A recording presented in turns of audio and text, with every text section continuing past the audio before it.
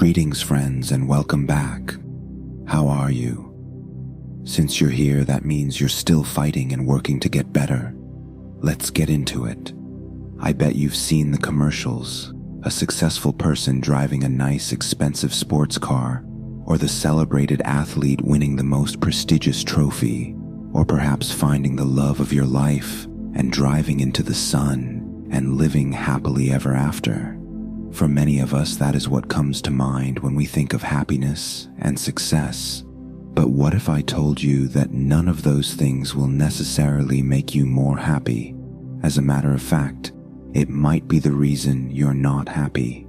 In today's episode, I want to talk to you about the strangest phenomenon in the world, the happiness paradox. We all want to be happy, joyful, and satisfied. We would all like to have great relationships with our families and close ones. We would all like to have endless money and resources in order to have lots of time and freedom to do whatever we like. The problem is, none of us are living even close to that. I mean, social media might have you thinking that, but trust me, that's really not the case.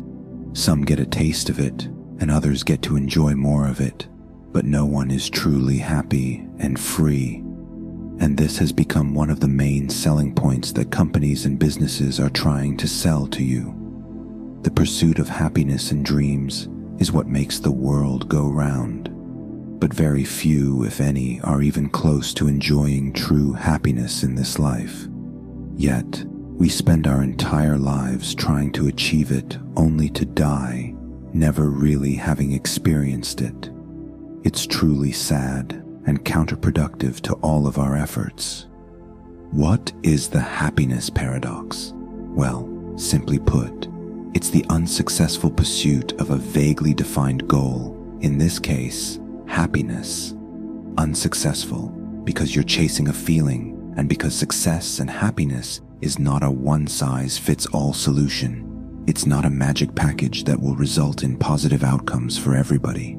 Success and happiness is not a destination, it's a mental state, and it's ever evolving and changing by the hour and by the day. It's contextual. It's based on how we see and perceive the world. It's not a place you can go to by car or train, for example. Happiness and the avoidance of pain is the main driving force that motivates us at our core as human beings. We receive the greatest joy when we get to feel and experience it, but just as fast we lose sight and grip of it. The main question is not how we get to happiness. The real question is to define what happiness is in the first place. Is it the same for everyone, or is happiness based on the person, values and circumstances, the goals, dreams and aspirations? Is happiness supposed to be temporary or everlasting? The problem is that we live in a capitalistic, consumer-driven society where profit and money is king. That means that everything is either being sold or bought. Everything is subject to marketing schemes. Companies use the lure of happiness, which is the end goal of all of our actions as human beings, to motivate us to buy things. Whether it's a car, a house, a spouse, the goal is to be constantly happy and excited. All of those things can make you very happy, but only for a while, and never permanently. Just think about it. Remember when you first got a brand new phone? You were ecstatic and excited for the first couple of days and perhaps weeks, but after a while, it became the new normal. What was once your dream or goal ended up becoming something you took for granted, and the excitement and high wore off. You no longer felt that it was all that special. Why is that?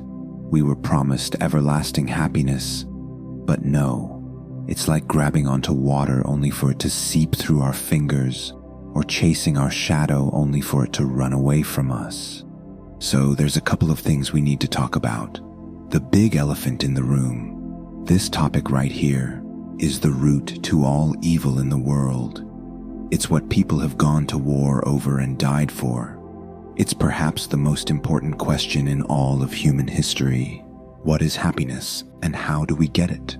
The happiness paradox is the failure to achieve happiness after being told that we would be happy once we achieved certain goals.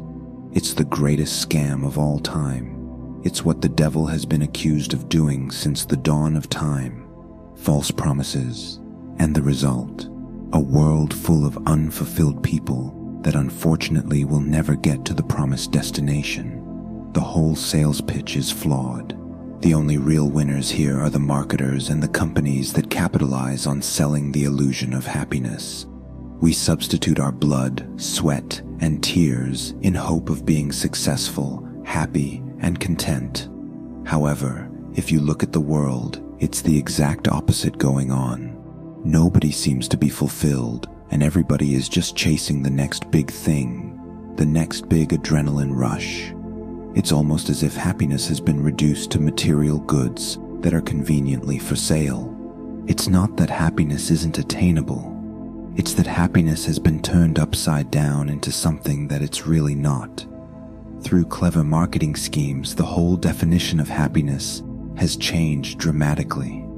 If you really think about it, we don't really need that much. Models that show our basic human needs will demonstrate how our primary goal is survival. The need for shelter, food, and clothing to protect us from the elements, and physical safety from various dangers. Once the primitive basic needs have been met, we start looking outside of ourselves and interact with the people and world around us on a more social and psychological level. Feelings get involved. We start looking for an identity in order to make sense of the world and find our place in it. We want to be seen, be respected, loved, and appreciated in order to grow. Only then are we able to understand the needs of others so that we can be resourceful and helpful to people other than ourselves. Somewhere in all of this, marketers have figured out a way to direct and intertwine our needs with their goods and services, from a natural way of living into a consumer-based approach. What do I mean by this? Well, throughout all of human history, mankind has been in a symbiotic relationship with the world and nature around it. Houses were built with the materials that the earth provided. Our emotional needs were met through living together as tribes and villages. All of our human needs were being met. We didn't need anything beyond that. Today we live in highly technological societies, not because of a natural progression, but rather because of capitalism and industrialization. There has always been a need for some people to dominate and stand above others. There's always been kings, queens, and slaves throughout the world and throughout history. The struggle between good and evil. The winners write the history and dictate the future. This future that we are now living in is very much about power and control. That's all I'll say about it in this particular episode, but I'll definitely break it down more in future episodes. But basically, the people that rule the material world are trying to direct this pursuit of happiness to their own various man-made institutions, businesses, and industries. It's like we are being mischievously used to build them up to the detriment of ourselves. They say, "Give me your money, time, and effort, and we'll give you happiness." And sure enough, they give us something, but it's definitely not happiness. It's a materialistic illusion disguised as happiness, a hollow version of what we are looking for. From a distance, it looks and seems like the real thing, but once you get close enough, it's empty and fake. The lie is that if we do the things they, the movers and shakers of this world, want us to do, we will end up being happy. The trick is to first detach us from our true nature so that we don't realize what we want and need, and then they try to give us a much more compromised and watered-down version of what we think we need. A version that they can create, manipulate, and control. In the process, they take our hard-earned money and resources and use it against us. We have effectively been put into a hamster wheel, imprisoned and controlled without any freedom in sight, putting us in a truly unfulfilled position. No matter how fast we run, we never get the prize that has been put in front of us to motivate us, People used to be self-governed and self-determined, but the goal of the rulers has always been to control the masses. The past 200 years have seen us move from villages into big cities where our every movement is being manipulated, surveillanced, and controlled. So we now find ourselves in a strange situation. We have this natural inner drive to pursue happiness and be happy. But no matter our efforts, we don't seem to be able to achieve it, as we are being encouraged to try harder, only to get burnt out or become depressed or giving up. A lot of people can feel it, even though they might not understand the mechanisms at work. Unable to feel truly happy, we turn to drugs, alcohol, and illusory and temporary sensations or experiences of happiness that offers a quick fix in the midst of all of the madness. We become a people of addiction, and our whole human spirit is slowly being broken to the point where we no longer care. It's the death of our souls. It's like a parasite. We do all the hard work, but then our blood is being sucked out of us to the benefit of the one who controls us. The simple truth is that as human beings, we are not wired to be fulfilled by the dreams that the marketers are putting in front of us. Times might have changed, but we are still creatures of nature, and we are not designed to live in a concrete jungle surrounded by technology and robots, and we never will be. What is happiness in reality? Real happiness is understanding where you came from and where you are headed, because that's the only way you could ever find out who you really are. Very often, happiness is mistaken and confused for excitement. Excitement is an intense feeling that comes very fast and goes away really fast too. Happiness is something different. True happiness is more like contentment, to be thankful to be alive, to see another day, and to be able to grow and be one with your purpose in life. See, we didn't just come to existence from thin air. We were clearly created for a purpose. To be aligned with that purpose gives a tranquility and a contentment in the heart that outlasts any adrenaline rush or temporary excitement. That is what you and I should be aiming for. God has expectations on His creation. God expects you to continuously grow in His path. But the evil people of this world want to keep you in a subordinate, controlled state so that you never find your true potential. They need you so that they can sit at their high positions. That's why you can't feel happy and content, because you're chasing their goals for you and not your own. They've totally misdirected you away from what God wants from you. Now you're just pleasing your owners, but they have no solution for you. All they can offer is a hamster wheel that goes round and round, year after year. In the meantime, our true nature is calling on us. God is calling on us. That is the missing link. We are a people of purpose and determination. We were not created to wander around aimlessly. That is how we ended up in this situation to begin with.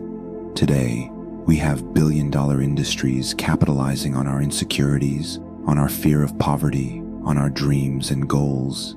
We have to wake up and realize that there are two different but parallel stories running in the background at the same time. One is the path to God, and one is the path to the devil.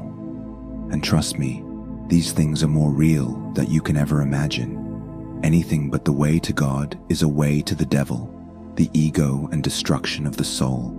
And to be honest, this life is full of challenges and hardships. This whole idea that happiness should be present 24/7 is wrong and not real. Contentment, on the other hand, is trusting God's plan, knowing that He is in full control at all times, and that whatever life throws at you, it's never to break you, but rather to build you. It's no longer about the well-being of man. It's about how mankind can be used for the gain and benefit of a few at the expense of the many. It's a trap, and the sooner you get out of that prison, the better you'll understand true happiness and how to live it. Otherwise, you're stuck in the happiness paradox. First, they manipulate you with false aspirations and attractive illusions. And once you get there, you have to go deeper and further, without an end in sight. It's like a black hole. Like with drugs, you need more and harder drugs just to feel anything at all. You're ultimately pushed to your own demise and death. Once you're done, they just use someone else and dispose of you like a battery, just like Morpheus described in the Matrix movie.